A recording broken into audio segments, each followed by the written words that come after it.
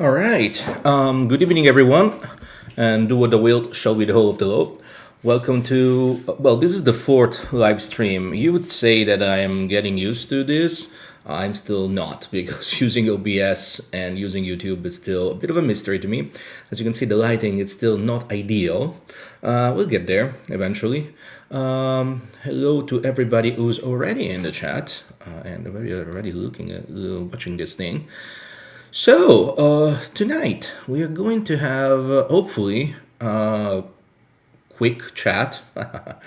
You know me by now. A quick chat about this topic. This topic came out after last week's live stream. Last week was all about, full Catholicism, and in fact, for me, it was really also about, not only clearing some wrong ideas that people had, but also something that I am worried about, and that is like the resurgence of this obsession or fascination, I would say obsession to be fair, about Catholicism.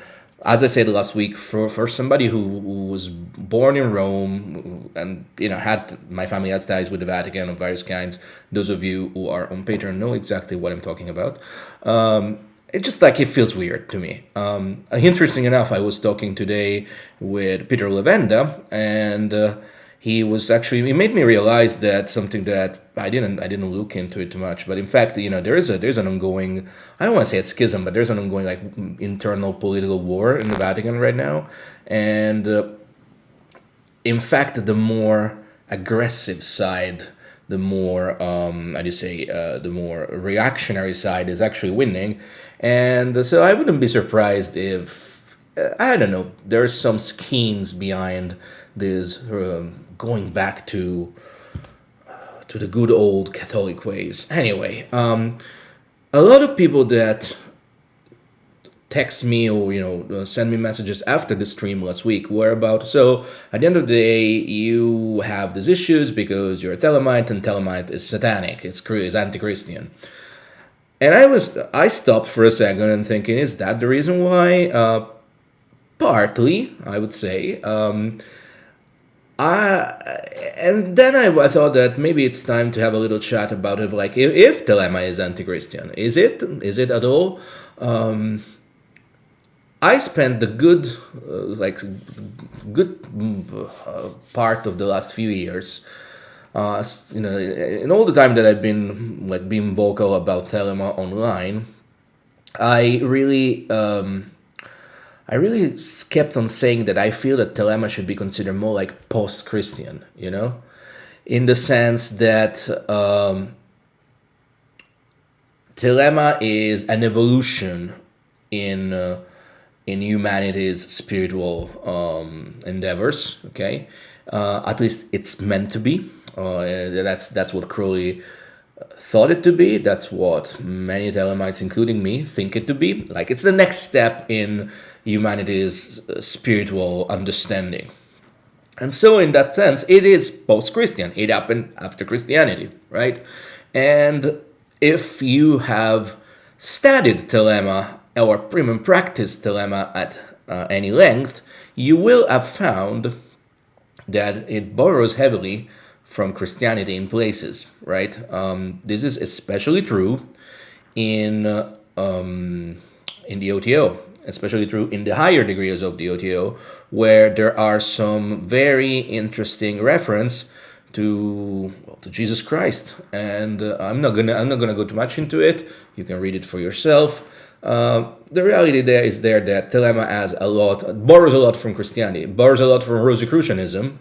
A lot of Rosicrucians will have their skill will crawl at this idea right now, but it definitely, Telema sees itself as another step in the Rosicrucian endeavor, and I agree with it. Now, the counterpoint of that is that Crowley's point of view on this was pretty clear, and it's something that it can be found in a lot of his writings. Now, before I go further, I can see there's already some questions in here, and I will I will try and get to them after I say my piece here, what I have to say. If not, I just ramble too much, and that's not good.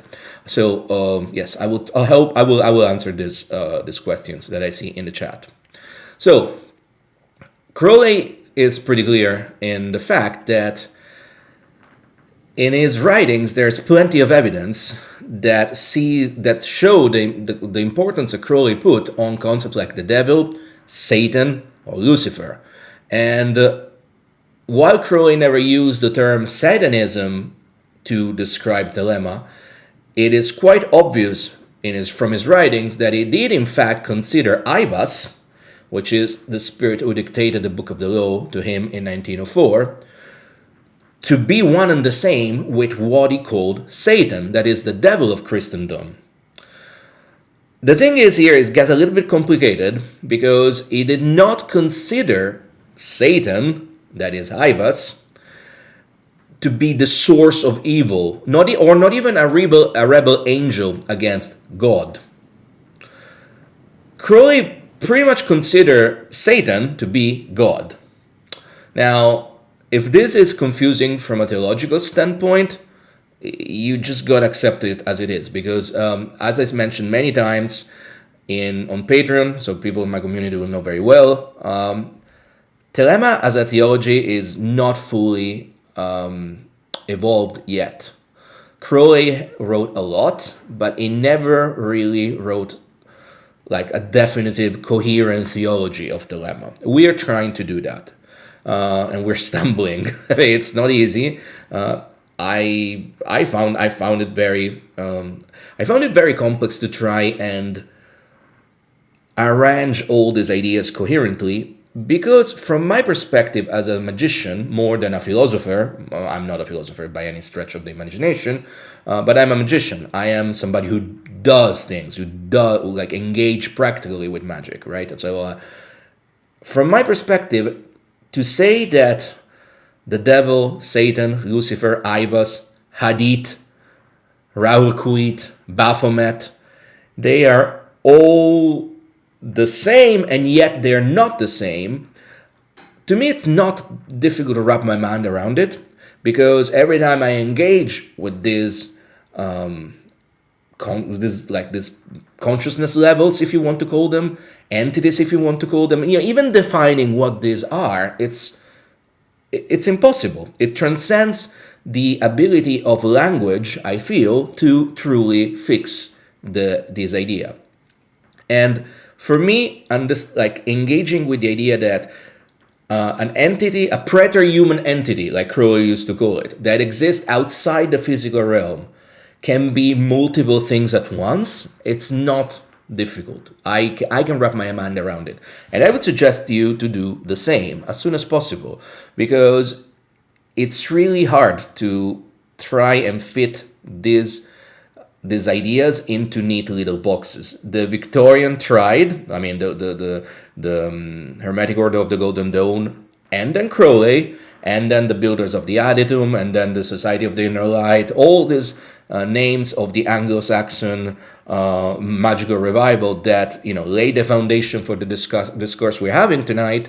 They tried to fit everything in boxes, right? But sometimes these boxes are neatly arranged and you can make it work. Sometimes you can't, and you have to have a direct experience to really start to have an idea, a gnosis, right? A direct knowledge of these concepts. Now, for instance, if you go to Magick in Theory and Practice, there's a very famous paragraph that I'm going to read it that will enunciate better what I'm trying to say. It goes as follows: the devil is historically the god of any people that one personally dislikes. These have led to so much confusion of thought that the B666, Crowley, has preferred to let names stand as they are, and to proclaim simply that Ivas, the solar phallic hermetic Lucifer, is his own holy guardian angel, and the devil, Satan or Hadith, the supreme soul behind Ra-Hoor-Khuit, the sun.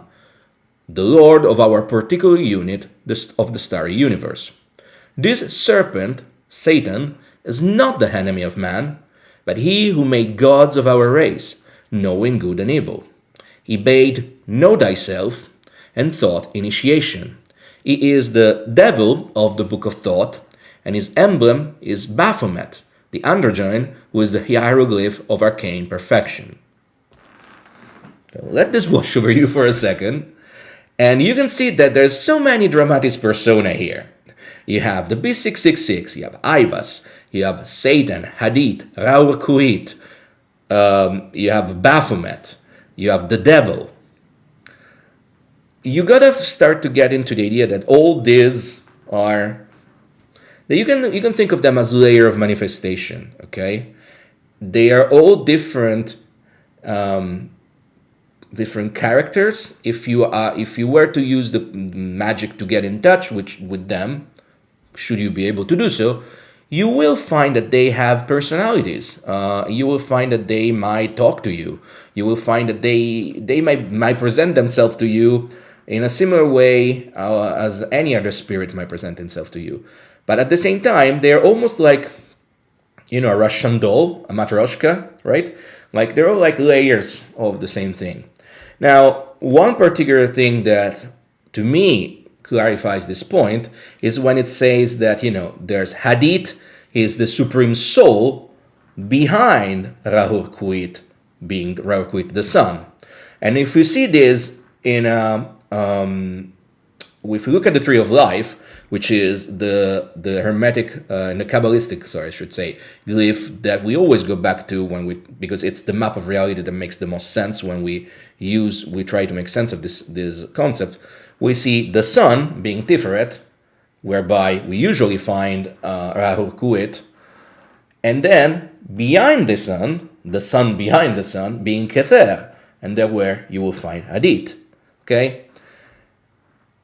I do realize that this might seem very complex if you really want to see these beings as different beings that you might find and you might talk to, and you can, as I just said.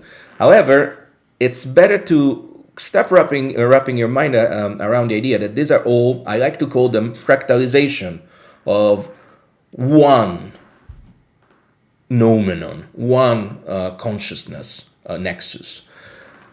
There's this one book that I would suggest you to read if you want to wrap your mind around this idea, and this is not an esoteric book. This is a book that was released in 1884 by Edwin Abbott. It was written pseudonymously, by the name of A Square. And the title of the book is Flatland, a romance of many dimensions. It is a story that has a lot of social elements that denounce a lot of social problems in Victorian England at the time, but the point is that it describes a two-dimensional world occupied by geometric figure, whereof women are simple line segments and men are polygons. That is one of the social commentary, of course. And the narrator is a square.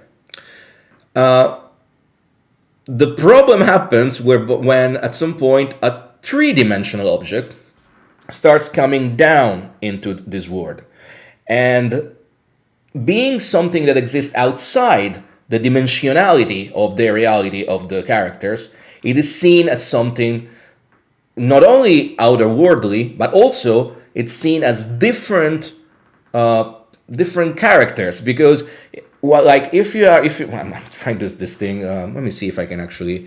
Do I have a square with me? No, I don't. Well, let's do like this. Let's do this like your bidimensional world, right? Your flatland, and let's say that this is a sphere, right?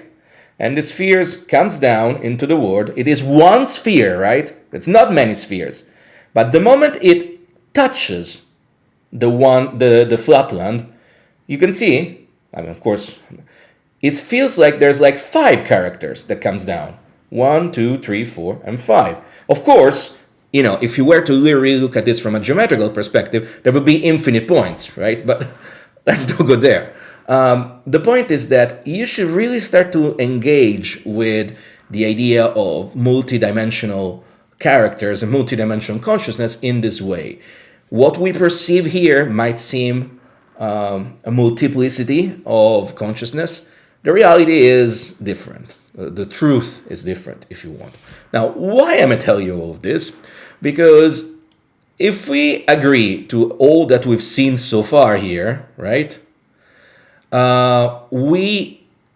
we can see that Thelema is satanic. Absolutely, I would say, because the energy that is beyond the new eon, it's an energy, or it's a Luciferian energy. It's an energy that brings gnosis and knowledge to the individual, and it's, it gets rid of the vicarious atonement. It gets rid of the fact that you need to pray someone to just we discussed this before in previous ones. So I hope that this kind of solves the question: is Thelema satanic and anti-Christian? It's definitely satanic, not in the sense of Satanism, as it was, codified by the temple, the Temple of Satan or the Satanic Temple. I think that the Michael Aquino's Temple of Set, especially after Don Webb took over as a high priest for a while, it might have some interesting connections on showing a satanic side of Thelema. However, I am not a member of the Temple of Set, never was, and while I know some of their members, and I think they're very good magicians, a very good scholar, I cannot really speak for them. Now, is Telema anti-Christian? I think that Thelema can offer a strong alternative to the kind of sheepish Christian mentality that I see is having a resurgence. And I think this mentality is having a resurgence because we live in very difficult times. And in very difficult times, people want to believe that there is one God that will come and help them at some point. Telema doesn't tell you that. Telema tells you, and this is the Luciferian drive of Telema, right? This is the fact that you are in charge of your own salvation, possibly because there's no need of salvation, there's just need of acknowledging incarnation and living it to the fullest. But I think that Telema is a great way to try and act as a counterpoint to the delusion of vicarious atonement, to the delusion of Sky Daddy will come and save you. I mean, unless if you do not end up believing in all the in stuff that you will find in some fringes of Thelema right now. I am gonna calm down for a second here, and because I see the chat went crazy here. All right, there is. Okay, let me just drink. By the way, there's a new mug. You can buy it. Look at that. That's curly on top. Beautiful. So, well, see. Let me see the chat now. I see there is Luke. I see you're sending a lot of messages here, and it seems to me you have problems. So, first of all, there's a question here. Hello, sir. Do you think the Black Mass picture on Wikipedia from the 16th century look exactly like the Gnostic Catholic Mass? No, it doesn't at all. It has nothing to do with that. Those pictures come mostly from, first of all, not 16th century. I think it's from the 18th century, or 19th century, actually. It comes from Léo Taxil's La Franc-Maçonnerie, something. And it was one of the biggest hoax of human history. Yes, I can see that you are actually talking about Thelemic scandal about David Bothrill.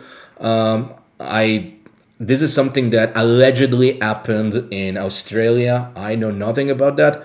I'm surely not going to to cut corners to the OTO. I've been in the OTO, and I'm out of the OTO because I really I really don't care about them. But I know nothing about this scandal that is happening here.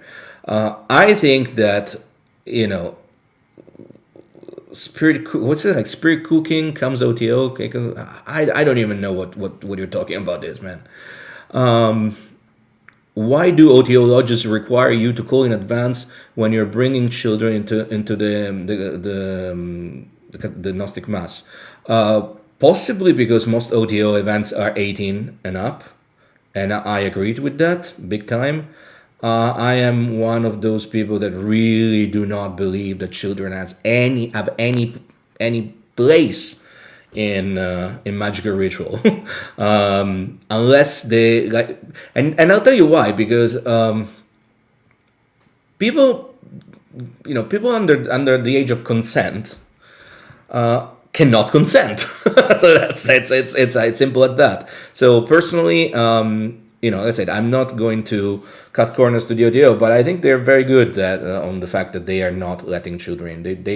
There should never be children in any.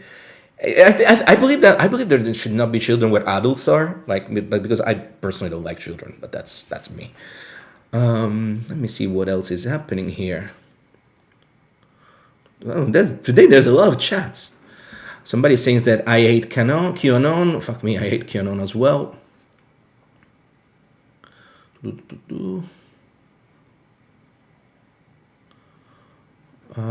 Somebody's saying that David Scriven is the outer head of the order. No, he's not. David Scriven is in the OTO, he is Sabazius. Sabazius is the 10th degree or National Grand Master General or Supreme and Holy King of the United Grand Lodge of the United States. The OHO, the outer head of the order, is William Breeze, also known as Bill Breeze, or Frater Hymenaeus Beta. They're two different people. I mean, they're kind of this. I mean, the David Scriven is definitely, him and Hymenaeus Beta's best buddy, but they're different people.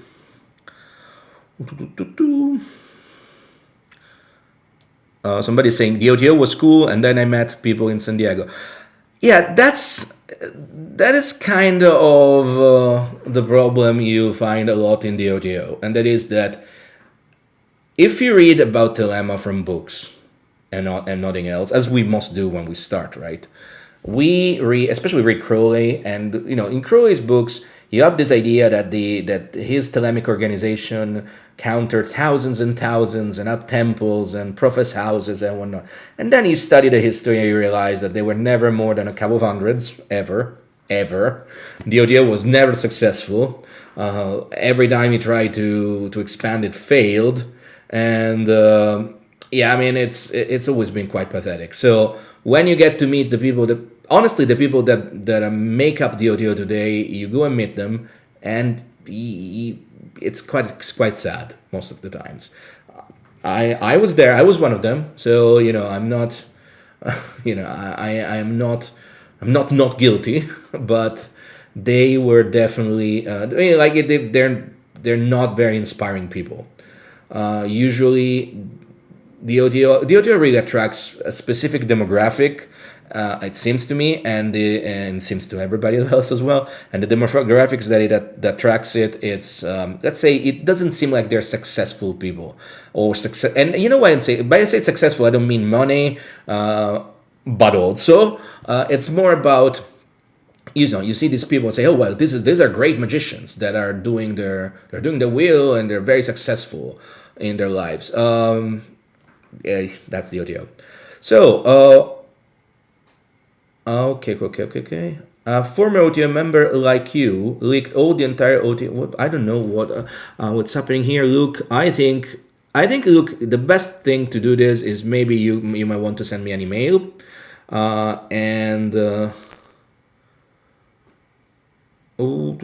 can you try and do a stream to debunk my videos attacking the OTO? I don't want to debunk your videos attacking the OTO. I think the OTO is a scam. I wrote about that. I wrote about the fact that the OTO is a complete fucking scam. It's like I said, it's a dying organization with active membership in maybe not even 2000s by now, despite what they say. It's an organization that has no money. It has no real estate. It has no political power, no social power. The satanic temple, the Satanists that organize like Lucian Graves group, they have more social power than the OTO has or ever had or ever will have. So I don't know, look, why you want me to debunk it. I don't care. I said I know nothing about the OTO in Australia, apart from the fact that it's one of the most sectarian, because they're very few people, and they are they belong to what I called the Guntherite faction, and it's technicalities, nobody cares, and that's it. Now, this is an interesting question. How similar is the Typhonian OTO to the Caliphate? First of all, I'm not a member of the Typhonian OTO or the Typhonian Order. Never was. I have studied Grant a lot, and I like Grant a lot. But I know a lot of people that are members of the Typhonian Order. But like I said, I cannot really give you any direct information. Now, how similar they are? Nothing similar.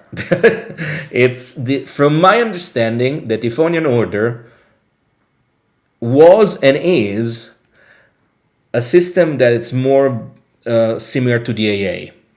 It's a magical system. It's a system where you pretty much do you're assigned a superior, like a teacher, a tutor, and you do magical practices, and you report on those magical practices.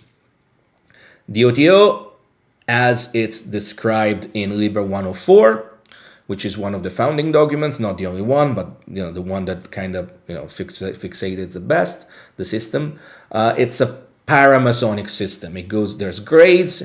In each grade, you are given information, but you're passive, and that's about it, right? There's nothing else. Look, I think it's time that I'm gonna time you out for a second, because I see you're going a little bit crazy here. Don't go crazy on my stream. I'm gonna ban you. Just don't do that. If you want to send me an email, you can send me an email. But this has been a little bit annoying, to be fair. So goodbye, Luke. Okay, do we have any other questions?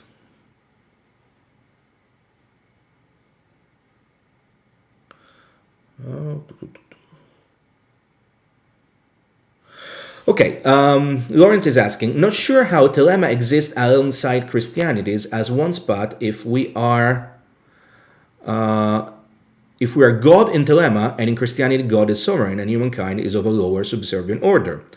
It doesn't exist alongside Telema. Telema is the evolution of Christianity. For me, Telema is the evolution of Christianity, is the evolution of Islam, is the evolution. Like, we move from a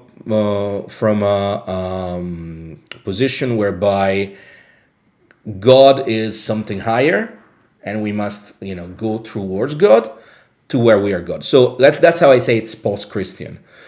There are various figures in the traditional religions, the religions of the book, that are recognized in Telema as Magistri Templi, I should say, are Magi. So they're like, as initiates of value. Let's put it like that. But they do not exist one after the other. They cannot exist in tandem. Telema after it's what happens next. Tell me, can you debunk my video on the Kybalion? You really want me to do that? You know what? I'm gonna rewatch your video on the Kybalion. If you're serious about this, I'm gonna rewatch your video on the Kybalion, and we're gonna do it next week. Maybe we're gonna do it next week. We're gonna have why the Kybalion is a pile of shit. I'm gonna do that. Okay. Chaos in Equilibrio. The new Italian translation of Magick was edited by Amadeus Beta. That is because the new Italian edition of Magick, which is something we sorely needed, because the only edition of Magick, the only really real book on Magick by Crowley available on the mass market translated in Italian was the Astrolabio edition from 1975, which was a bad translation of the 1972 Simons and Grant edition of Magick. So yes, the new edition is edited by Amadeus Beta because it's a translation of the Blue Brick. Honestly, it's a great translation. It's the people that done it are people on the audio in Italy that I know personally. They're very good at what they've done. I don't think they're good at peddling a specific subset of Thelema, but that's another point. But they did a very good job at translating that book. So and honestly, as I said, here on my channel, there is a video where I did a review of Stephen Skinner's edition of Magick, and I say that the Amadeus Beta editing, it's still the best one. I mean, for a Thelemite, it's still the best one. If you're not a Thelemite, if you're just curious, Stephen Skinner edition is great. But even if it has a lot of issues, right? It has a lot of problems. I maybe should do an update to that review because I realized that there's some glaring mistakes that I made in my first review. But I feel, especially for the price, I think it's still a great book. Now, if you're a Thelemite, if you're serious about Thelema, you really need to get the Blue Brick. It's still the best. That's what I want to say. So, next question. Let me see. How long? We're already half an hour. We're gonna do maybe another 5 minutes of this, and then I'm just gonna tell you, if you want more, please join us on Patreon. Patreon.com/Marco Visconti. I do this every week for 1 hour. At least I've done it for a long time now. I am writing my first book. Announcement coming soon, possibly as soon as next week. So I'm concentrating a little bit more writing and less on being here, but I still do live streams, and we do this every week. So if you want more, come on Patreon. So one question: it is understood that the Rosicrucians are responsible for erecting the Georgia Guidestones. That is not true. It is not understood that. There is nothing in the Rosicrucian manifestos that parallel the message that are found on the Georgia's Guidestones. It's not true. This is like the Kybalion. The Kybalion is hermetic. It's the wisdom of the Egyptian. Bollocks. It's not true. This is one of the stuff you've been hearing on Zeitgeist since the movie that came out in 2008. It's not true. So no. I've heard that they are involved with the law of Thelema, so would Thelema possibly the one-world religion? I'm sorry, but that is not true. There are many Rosicrucian orders and many Rosicrucian groups in the world. The more famous, like Amorc, those are the most the less true, the less real. There's this fantastic website called pansoffers.com, whereby you will find like a review of all the Rosicrucian groups that exist, and it's run by Rosicrucians, and it's run by very advanced theurgists and magicians. Go read there if you want to know more about Rosicrucianism, especially the fact that it has nothing to do with Georgia Guidestones. You might well go there. Now, is Telema the one-word religion? I don't think we will see a one-word anything in our lifetime, and maybe for the next 50 lifetimes, because I think personally, my personal opinion, as humans, we are very far from that. And Telema is really difficult. Telema puts so much focus on you doing a lot of the work, Maybe not all of it. Maybe you can get some help from other influences, but you have to do a lot of the work. So I don't really think that the world population, as it exists right now, really is ready for this kind of spiritual workload. That might change if there is like a singularity-like event happens, but I don't know. I'll be honest here with you. Sebastiano Fusco wants to do a translation of Magick. Wow, that's interesting. Sebastiano Fusco, for those of you who don't know, I guess the Causa in Equilibrio, you must be Italian. Sebastiano Fusco is a very well-known, very old by now, Italian writer of Lovecraft, and also writer of everything Magick, and also a guy with a tie with the extreme right, Evola and the usual groups. Fun place, Italy. That's why I left and never go back. Would you be able to tell us more about... Okay, one second. I'm currently reading the Typhonian trilogies, and I'm fascinated by Grant's knowledge of Haitian voodoo. I understand that a lot of that, what you learn, is from Michael Berthiaud. Yes. Kenneth Grant never left London, just to let you know. Well, the UK. So, yeah, he definitely went to visit Crowley and Hastings in Netherwood. So, but just to let you know, I've heard things that somebody recently told me that they found evidence that Kenneth Grant was near Cincinnati in Ohio. Kenneth Grant never left the UK. End. I understand that a lot of what you learned is from Michael Berthiaud. It is true that in the Typhonian trilogies, in Cults of the Shadows at first, and then Outside the Circle of Times, and then Beyond the Mode Zone, Kenneth Grant introduces other names. Thelema, Linda Falorio, Michael Berthiaud, Zira Slavinsky. Most of these people I had the pleasure of meeting directly and working with them. I worked with Michael Berthiaud directly for a while, almost 20 years ago now. Time flies. So, would you be able to tell us more about how Michael managed to get initiated into the Haitian practices? You can read it. You can read Michael's story. It's on Wikipedia, and it's quite true. He became acquainted with the Germain family, and he received initiation. It did not receive initiation. He received an initiation in what's called Gnostic Voodoo, okay, which is not traditional voodoo.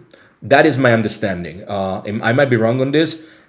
What he taught me was what he called Gnostic Voodoo, which is a syncretic magical system that blends hoodoo, New Orleans, Louisiana hoodoo, traditional Haitian voodoo, and Memphis Mizraim-like masonry, Martinism, a lot of things together. So it's quite the unique system, and it's also a system that has really never got it's never really been edited. Like you can find online, edited by Visor, published by Visor. You can find the Voodoo Gnostic Workbook.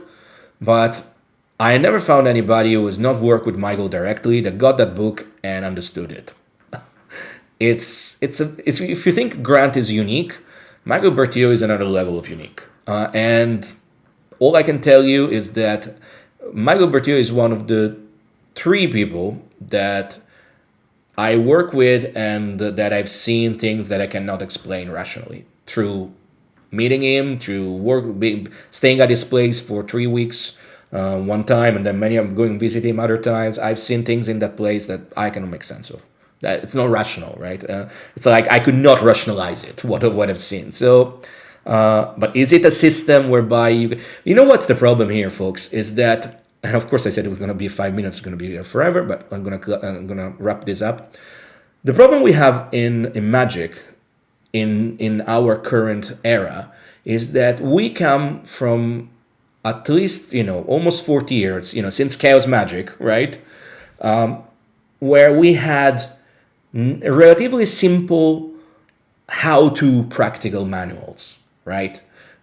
when we look at Pete Carroll's Liber Null, or even Ray Sherwin, The Theater of Magick, those are all books that kind of tell you what to do, right? It's really, or even like even the book that I'm writing right now, which is a magical primer, or even Magic in Theory and Practice by Crowley. If you know what I say, you can say there's like steps to follow. I always found out that true magic happens, true real initiatory magic happens when you just are thrown outside and you're pretty much given some tools, and pretty much you're thrown into the high water and say swim or die. And it's pretty much similar to the traditional shamanic initiation, whereby you go into the wild, and if you come back, you're a shaman. If not, something else happened. So, my website is marcovisconti.org. You can find all the links to everything I do over there. We do this kind of live stream on Zoom, so you can interact if needs be, every week on Patreon, patreon.com/marcovisconti. The links are into the, just as soon as I click end stream, you just go into the show notes, I don't know, the YouTube notes down here, I think, and you just click on the link. I see somebody is asking for examples, please, but I don't know what examples I should give. In the meantime, I just received a mail from Luke. So I'm gonna cut this now, because as I said, this is gonna be 10 minutes. We went almost for 45. So thank you all for being with me once again. Again, the links are below. If you want the beautiful mug, you can buy it as well. Links are found as usual below. And thank you for being with me. It's always nice to chat with people that are interested in magic and know that there still are a lot of people interested in magic. So that's it for me right now. Do what the will shall be the whole of the law. Love is the law, law and the will. And I will tell you what I did see maybe next time. Or maybe on Patreon. Come on Patreon. I'll tell you there.